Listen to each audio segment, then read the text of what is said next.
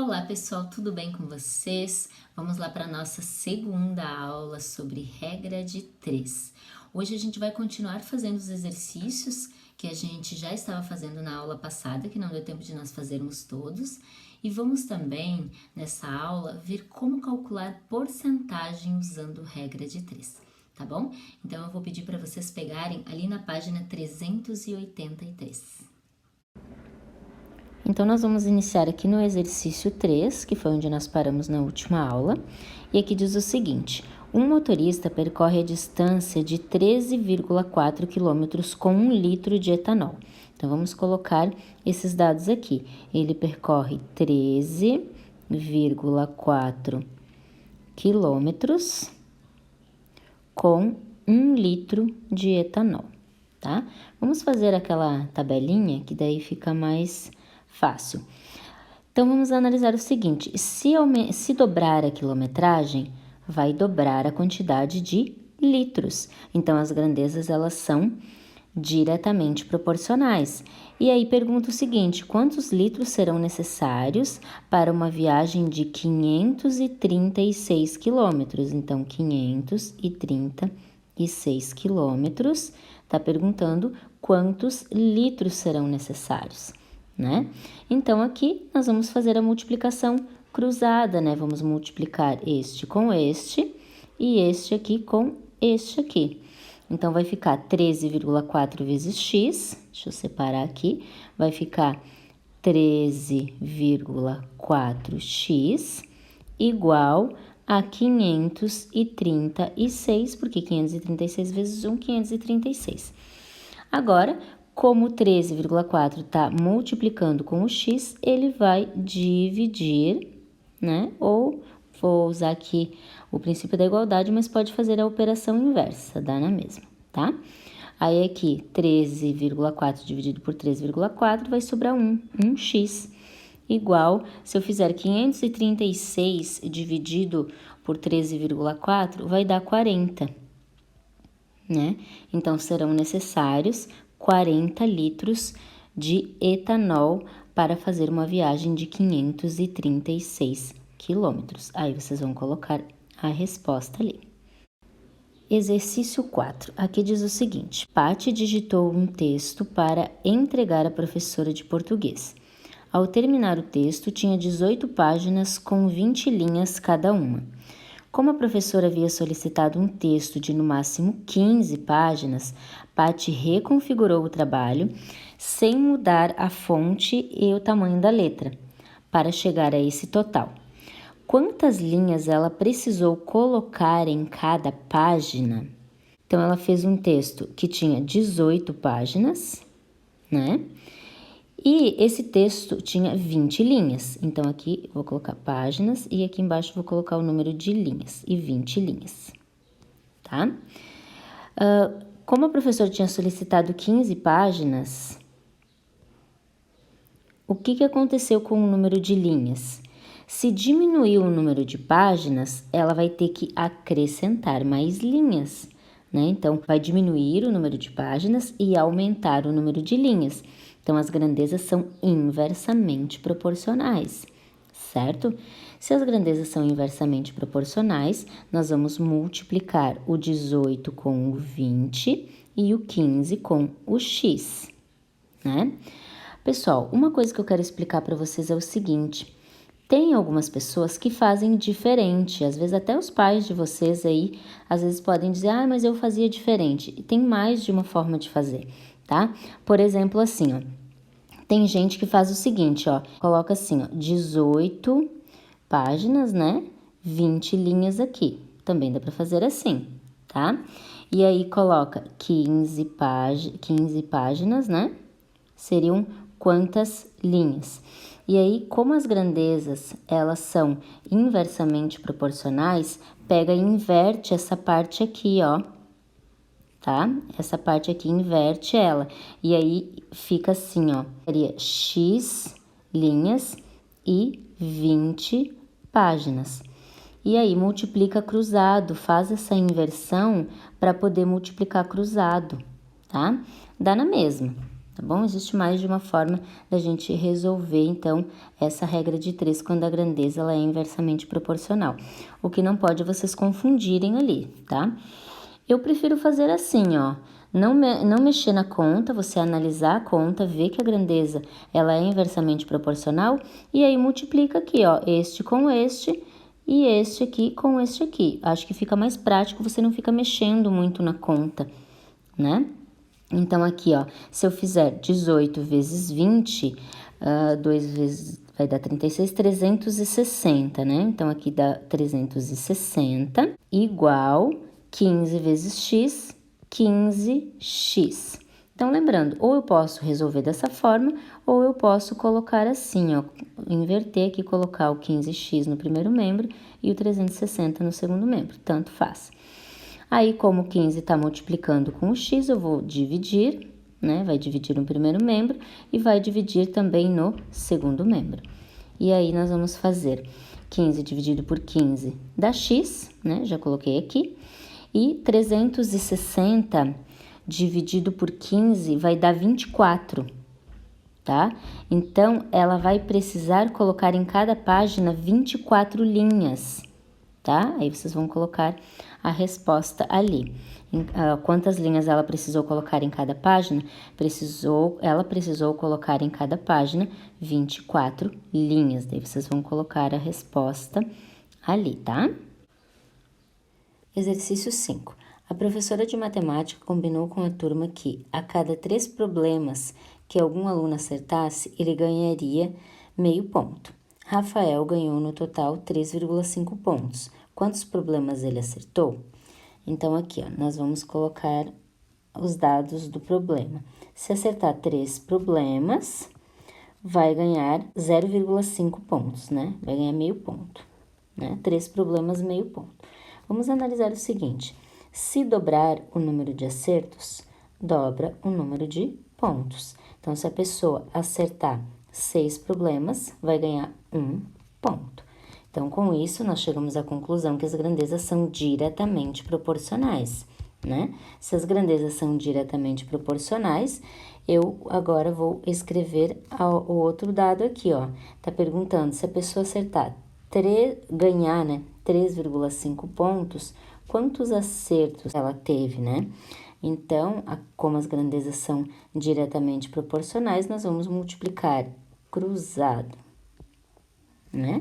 Aí vai ficar 0,5 vezes x, vai ficar 0,5x igual a 3 vezes 3,5 vai dar 10,5, né? 10,5.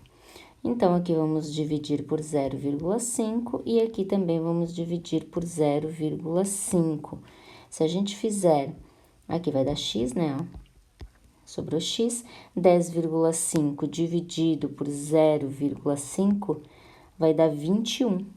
Então, o aluno acertou 21 problemas, tá? Vocês vão colocar a resposta ali. Exercício 6. A mãe de Mateus gastava 25 minutos para ir de carro até a cidade vizinha, onde ele trabalha com velocidade de 120 km por hora. Uma nova legislação determinou que a velocidade permitida na estrada fosse reduzida a 100 km por hora. Quanto tempo, em média, a mãe de Mateus passou a levar para percorrer o mesmo trajeto? Então, vamos colocar os dados aqui. Ela levava 25 minutos para fazer o trajeto, né? A 120 km por hora, né? Como vai diminuir a quilometragem? Se vai diminuir a quilometragem aqui, passou a 100 km por hora, vou colocar aqui os dados. Quanto tempo ela vai demorar? Então, vamos analisar o seguinte: se ela levava 25 minutos para fazer o trajeto indo a 120 km por hora, se diminuiu a velocidade, o que vai acontecer com o tempo? Vai aumentar o tempo. Então, percebam que uma grandeza diminui, a outra aumenta. Então, as grandezas são inversamente proporcionais. E a gente precisa saber quanto tempo ela vai levar agora. com a nova legislação. Então, ela vai agora a 100 km por hora. Vai diminuir a velocidade, o que vai acontecer com o tempo? Vai aumentar, então ela vai levar mais tempo, né? Então, como as grandezas, elas são inversamente proporcionais, nós vamos multiplicar o 25 com o 120 e o x com o 100, né? Então, aqui vai ficar 25 vezes 120 vai dar 3.000. E x vezes 100 vai dar 100x. Posso trabalhar com a equação dessa forma, né? Sendo o termo com a incógnita no segundo membro. Vou fazer dessa forma aqui mesmo. Então, aqui eu vou dividir por 100 e aqui também vou dividir por 100. 100 dividido por 100 dá x e 300 dividido por 100 dá 30, ó. Sobrou 30, só simplifiquei os zeros ali. Deu 30. Então, quer dizer que a pessoa vai levar 30 minutos. A mãe de Mateus levará 30 minutos para percorrer o trajeto, tá? Daí vocês vão colocar a resposta ali. Exercício 7. O quilograma de comida no restaurante Bom Quilo custa R$40. Carlos só dispõe de R$25 para almoçar. Qual é a quantidade máxima de comida que ele poderá consumir nesse restaurante? Então, vamos pegar os dados aqui, ó. A gente pode fazer assim também, ó. Quando a gente vai fazer a tabelinha, colocar assim, ó, quilograma e aqui colocar assim, ó, em reais. Acho que fica mais fácil do que a gente ficar colocando os dados lá junto com os números, acaba confundindo um pouco, né? Fica muito poluído. Então, aqui, ó, 1 quilograma, a pessoa paga R$40, certo? Vamos analisar o seguinte, ó. Se dobrar a quantidade de quilo, vai dobrar o valor, né? Então, aqui, ó, se a pessoa comesse 2 quilos, ela pagaria R$80. Claro que ninguém vai comer 2 quilos, né? Aqui é só uma forma aqui pra gente ver se as grandezas são diretamente proporcionais ou inversamente proporcionais. Então, vimos aqui que as grandezas, elas são diretamente proporcionais, né? Então, se a pessoa tem R$25, quantos quilos, né, ou quantos gramas ela poderá consumir no restaurante? Então, agora nós vamos pegar esses dois dados aqui, ó, tá? 1 quilograma, R$40. Aí, se a pessoa tem R$25, quanto que ela vai poder comer nesse restaurante? Então, aqui, ó, como as grandezas, elas são diretamente proporcionais, vamos multiplicar cruzado, né? Aí, 40 vezes x vai dar 40x e 1 vezes 25, 25. Então, aqui, ó, vou dividir por 40, o 25 também vou dividir por 40, 40 dividido por 40 dá 1, vai sobrar o x somente, que é o nosso objetivo. Agora, se eu fizer 25 dividido por 40, vai dar 0,625, ó. Vou fazer aqui em cima para vocês verem, ó, essa divisão, para vocês relembrarem, né, ó. 25 dividido por 40, como o meu dividendo é menor que o meu divisor, 0, coloca 0 aqui. Aí, 6 vezes 4 é 24, vai sobrar 10 aqui, acrescenta vírgula, aqui vai dar 2, né, 2 vezes 40 vai dar 80, vai sobrar 2, e aí acrescenta um 0, vai dar 200, que número multiplicado por 40 que dá 200 é o 5, e aí vai sobrar 0. Então, deu 0,625. Isso daqui é o quê? É grama, né, gente? Porque não é nem 1 quilo, não deu nem 1 quilo, né? Então, Carlos poderá consumir 625 gramas neste restaurante. Agora, aqui na sequência, nós temos a porcentagem no contexto de grandezas proporcionais. Desde o 5º ano, você tem resolvido situações problema que envolvem porcentagens, utilizando frações equivalentes ou cálculo mental. Problemas desse tipo podem ser também resolvidos por meio de regra de 3, já que a porcentagem é uma razão. Acompanhe o exemplo a seguir. Foi realizada uma pesquisa em uma cidade para saber quantas residências tinham animais de estimação. Somente 1.224 das residências consultadas não tinham algum animal, o que representa 17%. Quantas residências participaram da pesquisa? Então, vamos aqui para a próxima página, que diz o seguinte, nós temos o quadro aqui para a gente fazer a análise. As grandezas envolvidas na situação descrita são porcentagens e número de residências, né? Então, aqui nós temos, 17% correspondem a 1.224 residências. Aí eu quero saber 100%, né? 100%, aí quantas residências correspondem a 100%? Inicialmente, completamos a coluna do meio. Por exemplo, se dobrarmos a porcentagem, verificaremos que o número de residências também dobrará. Assim, as grandezas são diretamente proporcionais, né? Então, aqui, se eu multiplicar aqui por 2, se dobrar, 17 vezes 2, deixa eu só arrumar esse 2 aqui, 17 vezes 2 vai dar 34, que é o que mostra aqui, e 1.224 vezes 2 vai dar 2.448. Então, dobramos a porcentagem, dobra também o número de residências. Então, chegamos à conclusão que as grandezas, elas são diretamente proporcionais.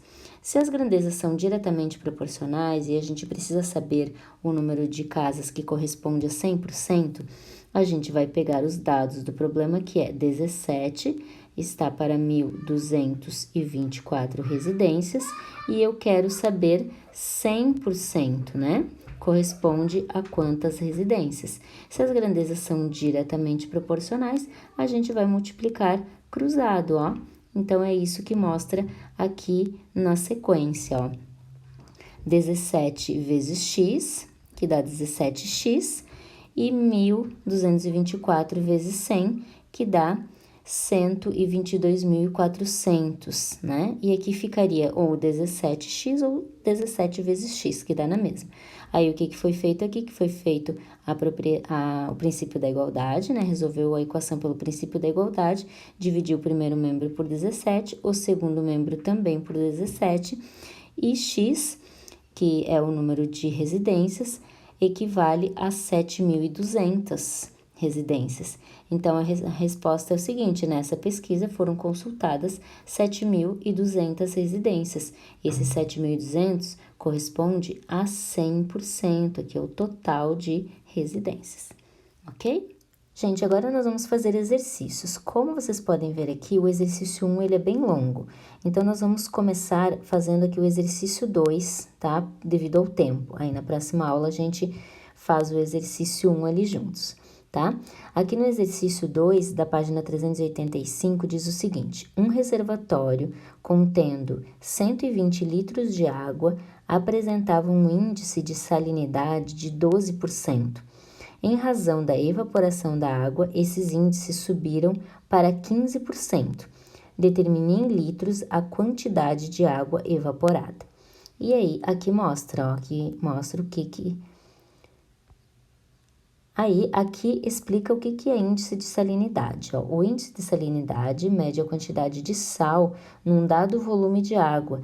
Com a evaporação, perde-se apenas a água. A quantidade de sal não muda, tá? Então, esse é o índice de salinidade.